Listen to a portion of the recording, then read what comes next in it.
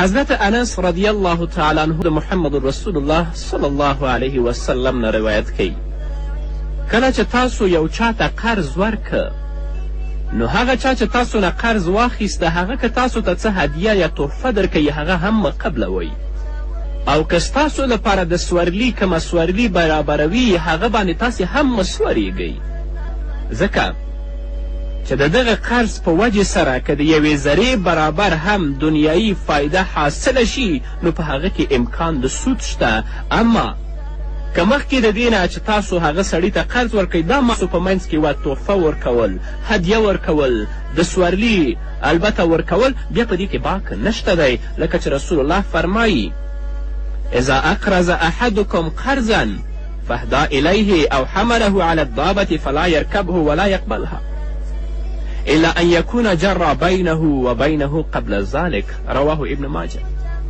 نو د محمد رسول الله صلی الله علیه و د دې حدیث مدعا او پیغام دا دی چې د سود معامله دومره سنګینه او دومره خطرناکه ده چې د دې د ادنا شبهې نه هم ځان ساتل ضروري دي چې انسان ترې نه ځان وساتي. هر کله چې یو بنده ته څوک قرض ورکوي نو د هغه د ډېر پوره احتیاط وکړي چې د دې قرض په وجې سره د یوې ذرې برابر هم دلوي فایده حاصله نه کړي.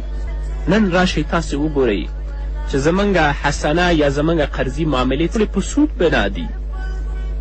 د خلکو د مجبوریت نه او د خلکو د هغه تنګدستي نه په استفادې سره نن سودي معاملې کیږي. چاته که 100 روپۍ قرض ورکړی شي میاشت پس هغه ترې نه 1.5 غوښتل کیږي. که چاته 20,000 روپۍ قرض ورکړی شي هغه میاشت پس ترې نه 10,000 او 25,000 غوښتل کیږي. دا سودي معاملې دي. الله دې په موږ باندې رحم وکړي او دا د دې وجې نه چې د هغه تنګدستو د هغه غریبانو وینې انسان څکي. رسول الله خو دا وایي که تاسو چاته قرض ورکه نو د هغه هدیه او تحفه هم قبلو.